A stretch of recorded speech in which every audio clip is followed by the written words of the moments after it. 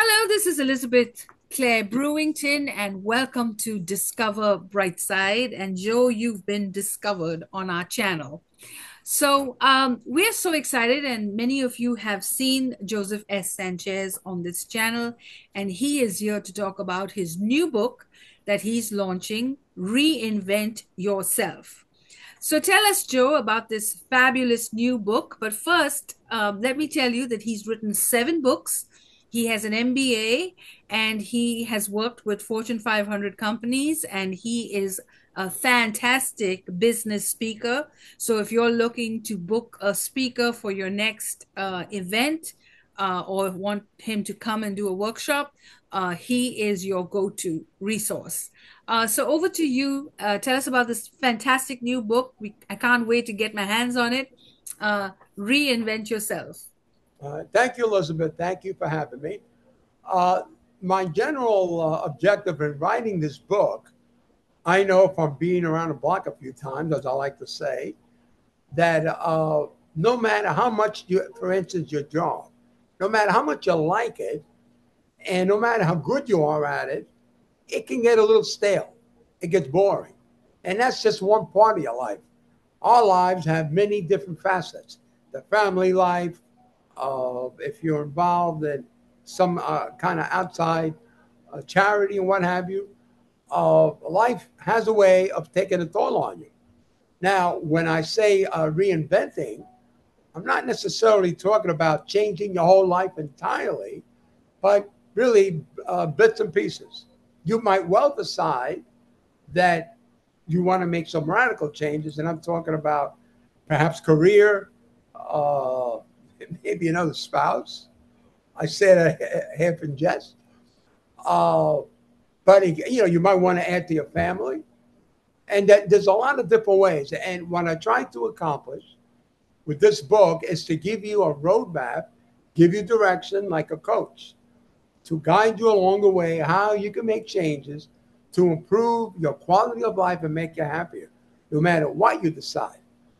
To some people, success is not just about money. It's about being happy at what you're doing, have a more fulfilling life, and able to kind of do things for other people. As Einstein said, we were all put on this earth to help others. And I firmly believe that. So essentially, that is the backdrop why I wrote this book. And I think you'll find a lot of useful information you could use. Think of it as my your career coach. I'm there, and I have a lot of information in the appendix as well. For instance, believe it or not, going into some people might actually want cosmetic surgery. Also, I go into dress, wardrobe. I also talk about maybe moving, maybe to another state, whatever. It's just an example. And I also, the very last appendix is about working past 65, which is an increasing important matter because people are working past 65.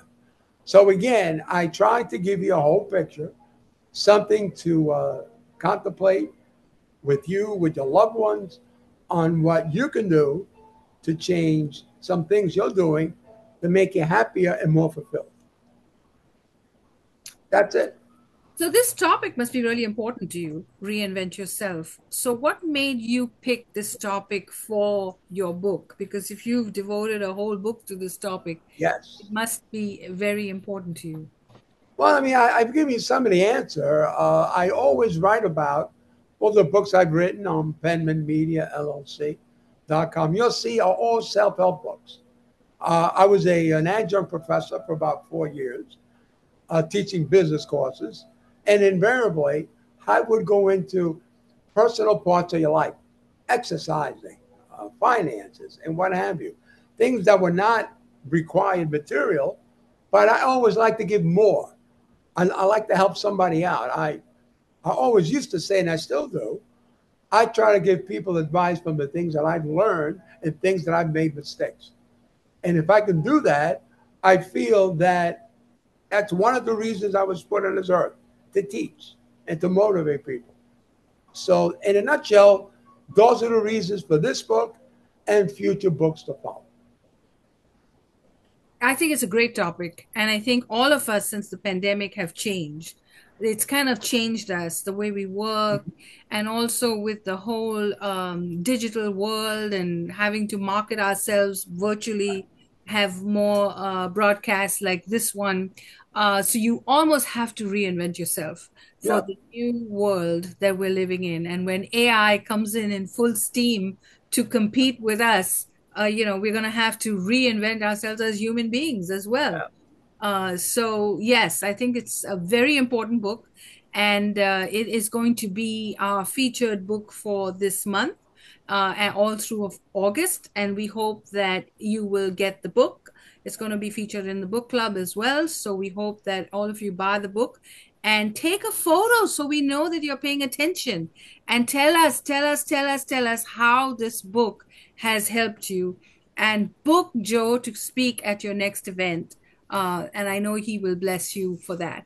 So tell me, Joe, how long did it take from start to finish? How long did this whole project take to put the book together? well, I have a real job. I have a real job selling raw materials to the pharmaceutical industry and nutraceutical. So this is like, as they call it these days, a side hustle. So it's really hard to put a time on it because the way that I've been doing my last few books, I do an actual book outline, and each it could be 15 pages. My current one that I'm working on, not released yet, is like 18 chapters. So then after I have it, and it's broken down by the particular areas, then I go in and I research each area. I get all the information that I can find, and it's from in that fashion. It's the same thing I did when I wrote book one a while ago. I would use folders to separate the chapters, and then when I had all the information and I was ready to start the book, I would start folder one, and I would obviously put together the first chapter, and that way obviously took me a lot longer. But from start to finish, from the time that it's at the manufacturer, I'd say about 2 months, maybe a little more. Uh, and again, there are a lot of steps in between.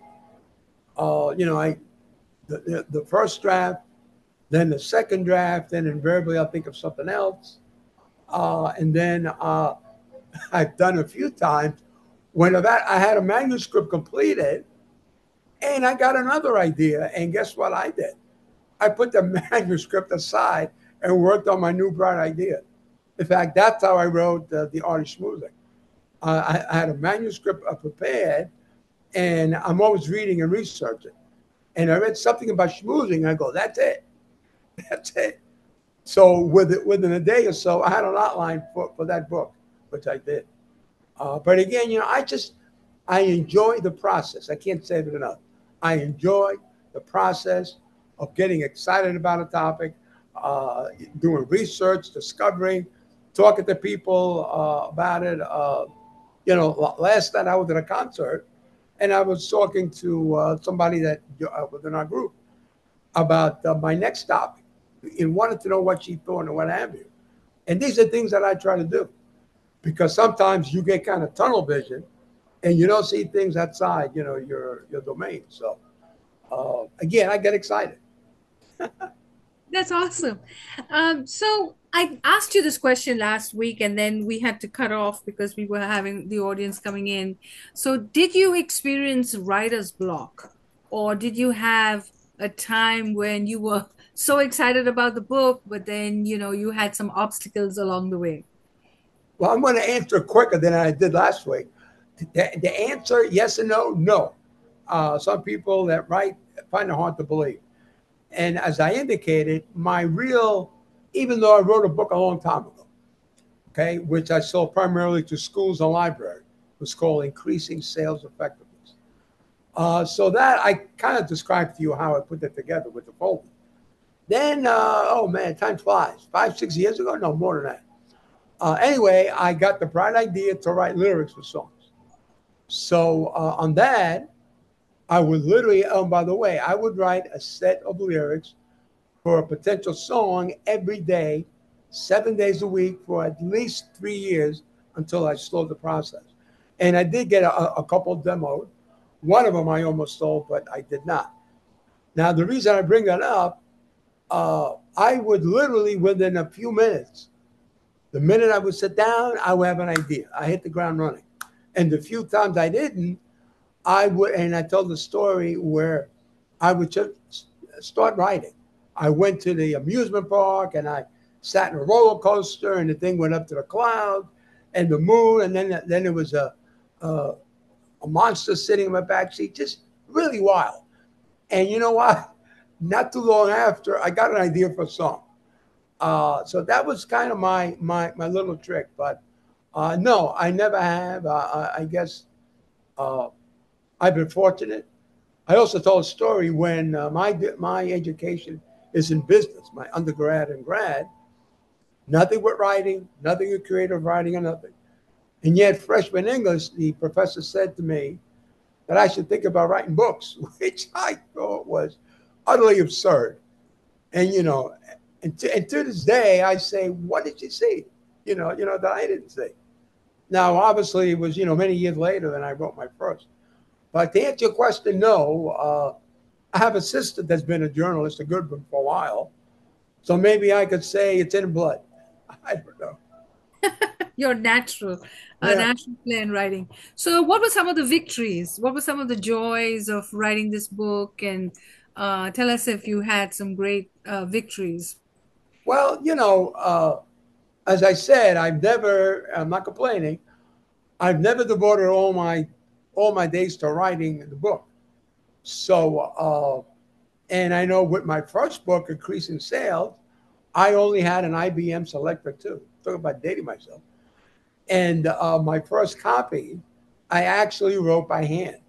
And what I would do when I would come home from work, uh, our daughters were growing up, so my wife would take the car, go to work, the old bit with daycare.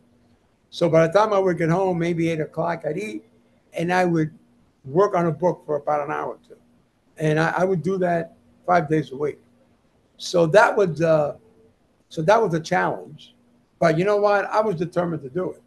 Now, from the time I started to the time I had the manuscript ready for the book manufacturer, it was about a year, and that includes rewriting. I hired an editor. I hired a typesetter. So it took a year, and I thought that was good. The finishing touches, we went on vacation down the famous Jersey Shore, and I made a deal with my wife that I would bring all my stuff and work on my book till 1 o'clock, and then after that they had me. We'd go.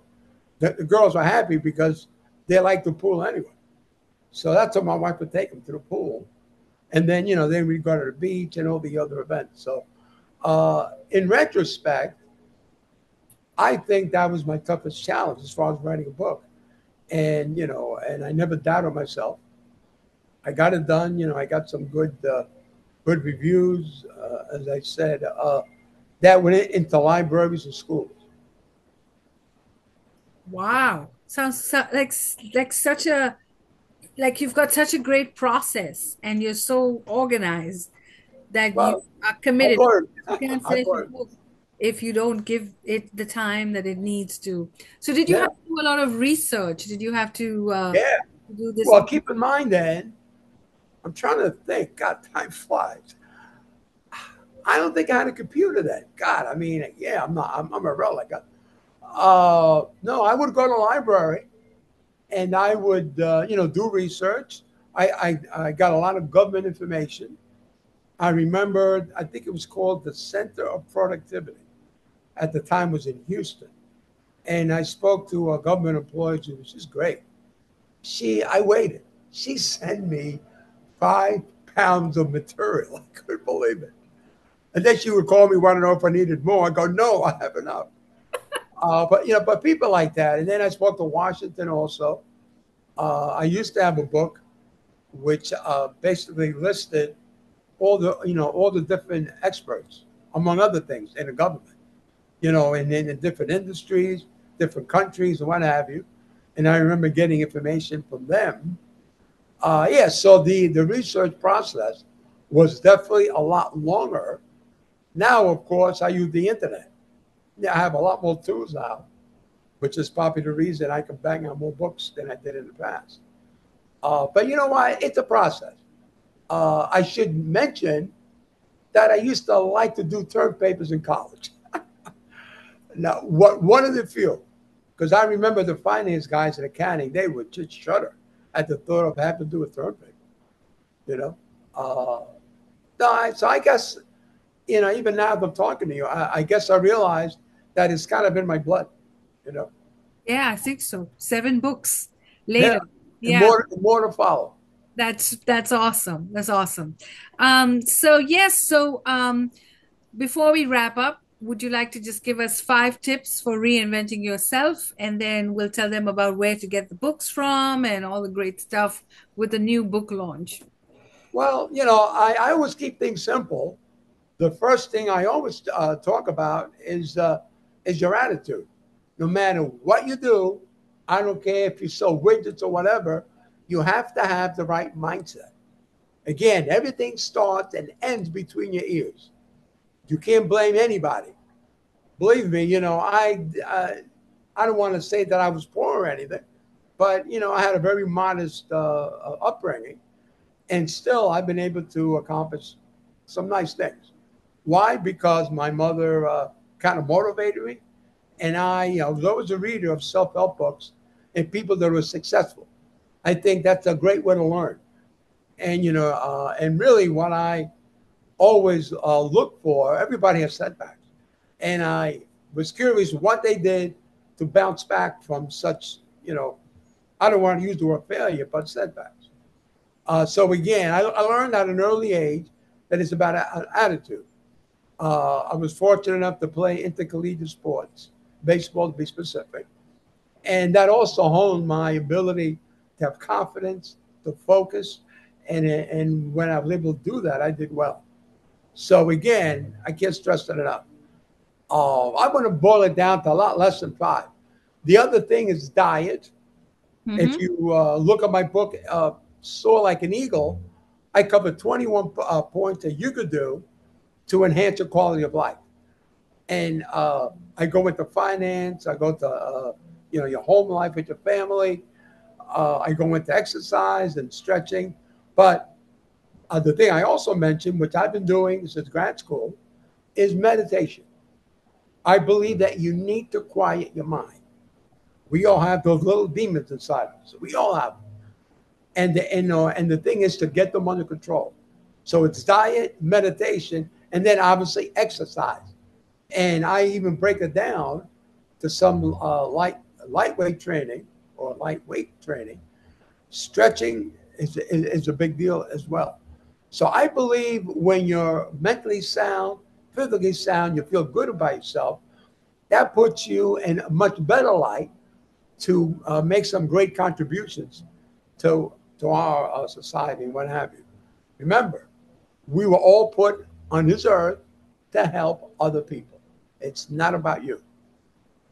And there you have it. It's not about you. You were there to help someone. Penman Media, LLC, has a fantastic mission statement guiding you towards excellence and greatness. You can get the books on penmanmediallc.com. And while you're on the website, there's a lot of free stuff and free ebooks as well to download. So make sure you take advantage of that and also subscribe to the Joseph S. Sanchez blog. It's a weekly blog and you don't want to miss it. It'll give you some great advice to transform your life.